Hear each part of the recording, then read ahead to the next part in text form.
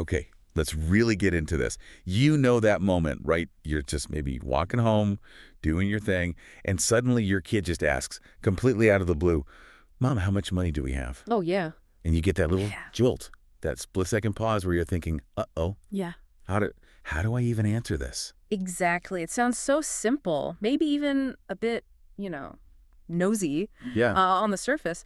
But what the sources we looked at are saying is this is often like a child's first real attempt, their first step to figuring out how money works, yeah, how it fits into the world, and really crucially, how it fits into their life. totally. It's not really about the pounds and pence or dollars and cents, is it?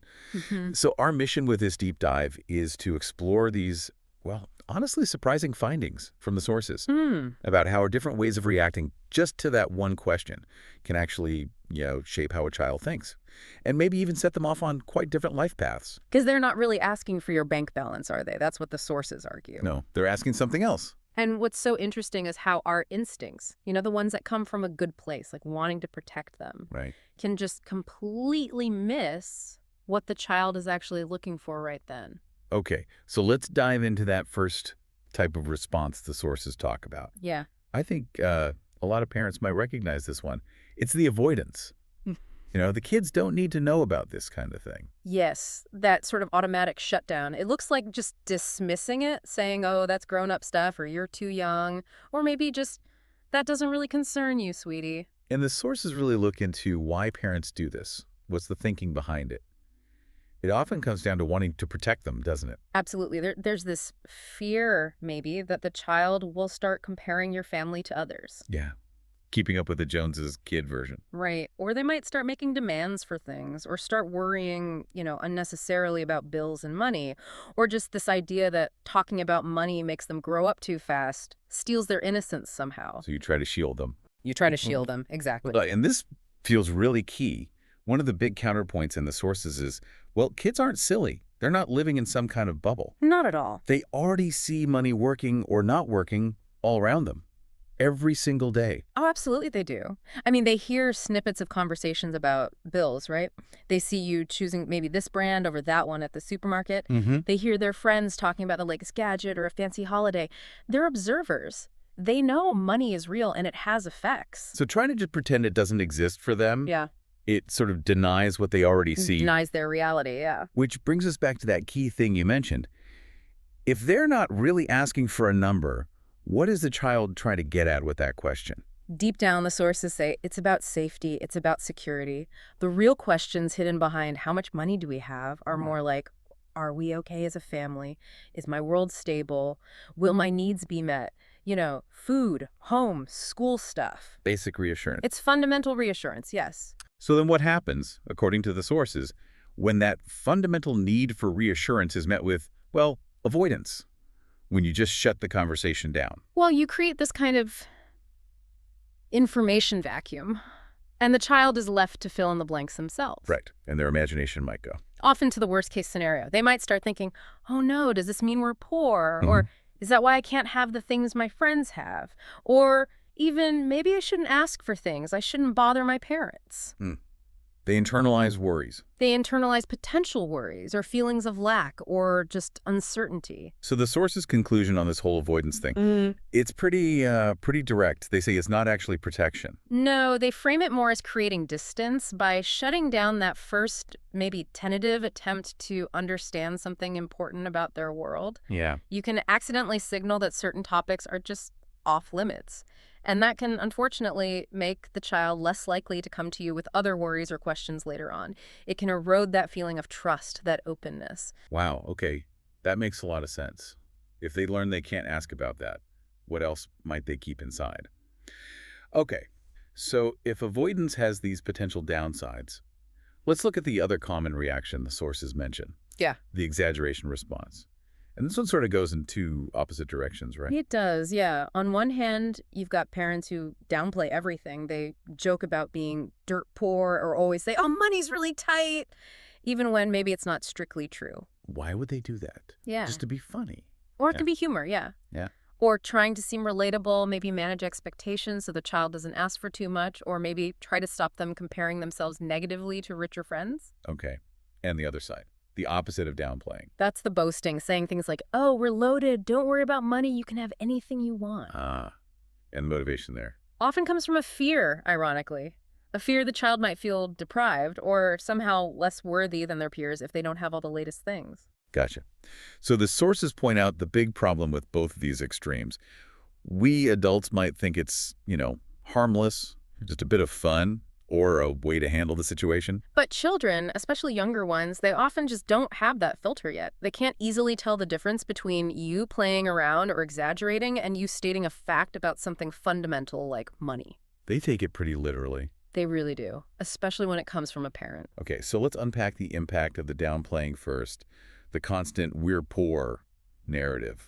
What does that do to a kid long term? Well, if a child really internalizes that message of scarcity, that feeling of being less than, they can grow up genuinely believing their family isn't as good or capable as others. They might feel they shouldn't ask for things, like we said before, or feel this pressure to be extra good so they're not a financial burden. And the sources link that too. Potential self-limiting beliefs down the road. Things like being afraid to spend money even when they have it, being hesitant to invest, or maybe not pursuing goals because they subconsciously feel they don't deserve it or can't afford the risk. It can really create a lasting scarcity mindset. Wow, that's a pretty heavy outcome for what might seem like an off-the-cuff comment. It can be, yes. Okay, what about the other extreme? The "don't worry, we're rich" boasting.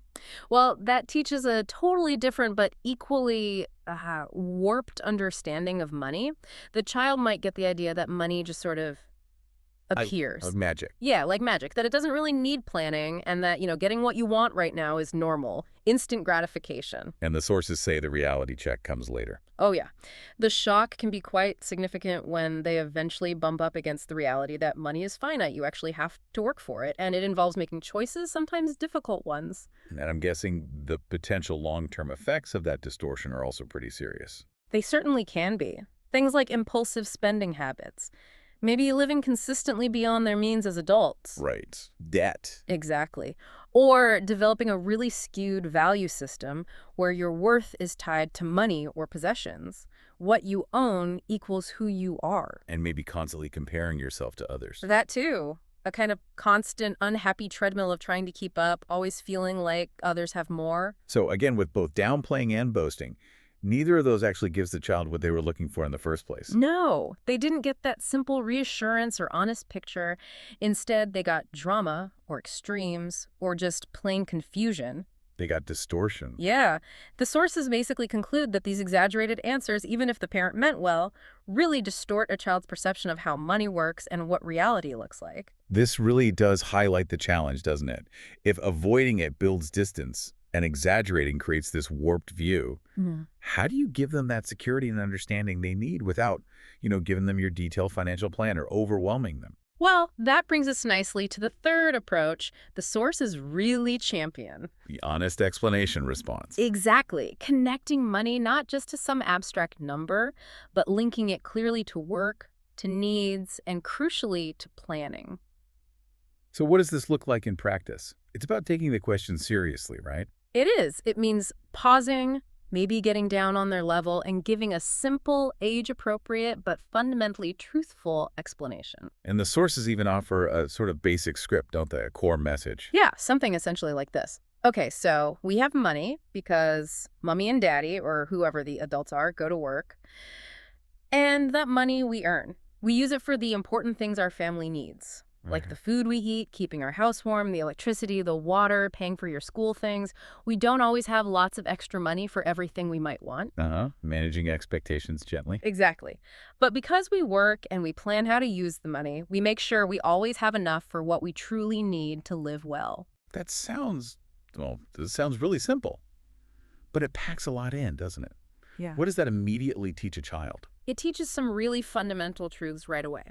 One, money comes from effort, from work. It doesn't just materialize. Right, not magic. Not magic. Two, money has a specific purpose. It's for meeting essential needs. And three, it gently introduces that core economic idea of choices and trade-offs. You can't always have everything instantly.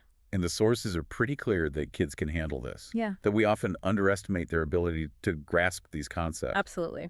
This is framed as like the first vital lesson in financial literacy, and it's delivered in terms children absolutely understand because they care about having food, a home, going to school. Connecting it to their world makes it real. Makes it totally real for them, yes. The sources also mention the value of involving kids in small ways, right? Not just telling them, but showing them. Yes. That's a great point. It could be really simple, age-appropriate things. Like maybe at the supermarket, you say, okay, we have enough for either this box of cookies or that bag of apples this week. Which one should we choose? A direct trade-off. A direct trade-off. Yeah. Or maybe involving them in planning how to spend a small allowance if they get one, even just talking through why you're making a certain choice. And it's not just about the money itself, is it? It makes them feel included, part of the team. Exactly. It makes them feel included in the family's reality, and it teaches them to actually value things more because they start to see the choices and the effort behind them. It builds consideration. Consideration, understanding trade-offs. These are skills that the sources argue are far, far more valuable in the long run than a child knowing the exact number in your savings account. So the long-term skills that grow out of this honest approach, they sound pretty essential for just navigating life. Oh, they are. Things like planning, considering others, delaying gratification sometimes, understanding what value really means beyond a price tag. Yeah. And this kind of understanding, this proactive mindset about money that's built early on, it also helps prevent things like wasteful spending later, because they get the connection between effort, money, and purpose. And crucially, circling all the way back, this honest explanation, it actually does address those deeper, unspoken questions the child started with, doesn't it? Will my needs be met? Are we okay? Precisely. By showing them simply and truthfully that the adults work, that the money earned is used carefully for necessities, and that through planning, the family is secure. You give them that framework. You give them that essential framework of security and reality. You ground them in the truth, and honestly, that's the most profound form of safety you can offer. So the conclusion from the sources on this one seems pretty clear then. This honest explanation, the one linking money to work and needs, that's the foundation. It's the foundation for building their financial literacy, yes. But just as importantly, maybe even more so, it builds their fundamental sense of security in the world. It replaces mystery or, those weird distortions. Yeah. With understanding. And it empowers them. It gives them a sense of capability, not helplessness when it comes to money.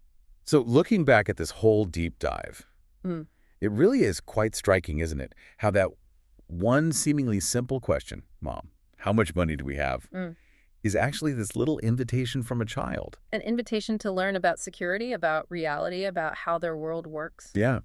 And how our different responses, whether we instinctively avoid it or maybe exaggerate one way or the other. Or whether we offer that simple, honest explanation about work and needs. How those responses can unintentionally shape so much. Yeah. Their understanding, their future habits, maybe even their core sense of feeling safe. It really seems the sources are guiding us towards this idea that true security for a child isn't built by shielding them from reality or giving them a false one. No, it's about giving them a truthful, age-appropriate map for how things actually work. That honest explanation fosters understanding. It equips them with these incredibly valuable life skills. And ultimately, it builds real security based on truth. Which really makes you think, doesn't it? How does this principle apply elsewhere? This idea of meeting a child's curiosity about complex or maybe sensitive topics, not with avoidance or distortion, but with honest explanation, involving them age-appropriately and understanding how things really work.